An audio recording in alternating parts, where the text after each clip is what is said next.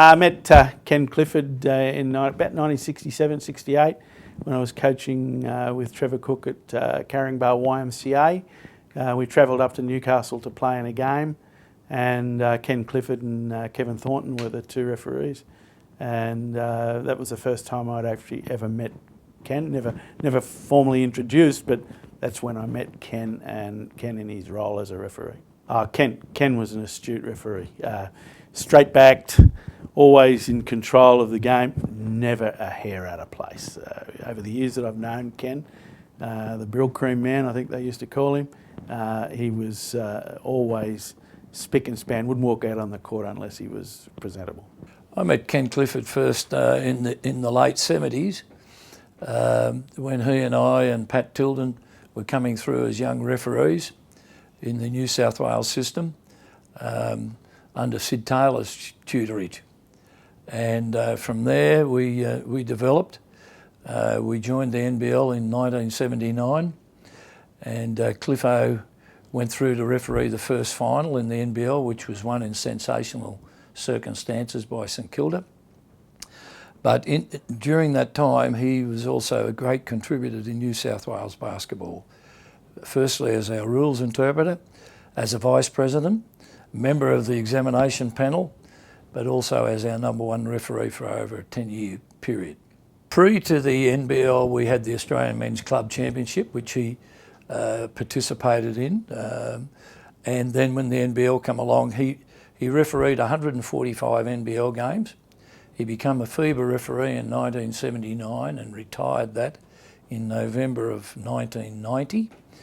He refereed Oceania Championships. He also travelled with Australian and Newcastle teams overseas, and he lectured on behalf of FIBA Oceania.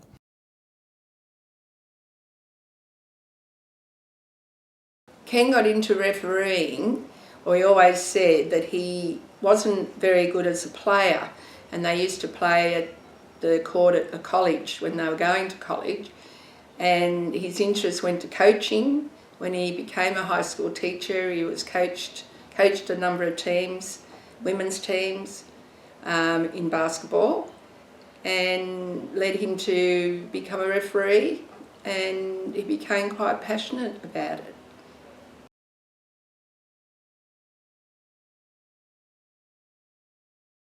Ken's passion with basketball refereeing was always to make the game a better game. He was a stickler for making the game enjoyable for the players, and if he could do a good job and not be noticed and they shook his hand at the end of the game, then he felt happy. Ken, as far as I remember, he was always self-motivated in anything he decided to do. Doc Rasky was a Newcastle fellow that was very inspiring to Ken with basketball. I think he looked up to Doc Rasky a lot. And then there was American players that came over, and that was a challenge to be part of the program to referee. He went on referees exchanges to America to try and bring a better program to New South Wales.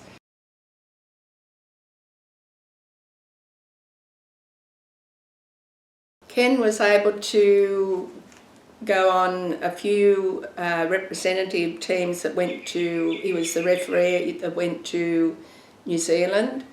He also accompanied the New South Wales women's team to China. He toured Europe with the New South Wales women's team. He enjoyed Oceania's involvement. They asked him would he go to a lot of the South Pacific Islands and become like a rules interpreter or encourage them to referee, and they had quite a number of programs. And then I was able to accompany him because I was always involved in the score bench. So between us, he was doing the referee coaching and I would help the score bench officials. I'm sure Ken would be honoured to be recognised. But he was always the type of person that wanted to make other people recognised.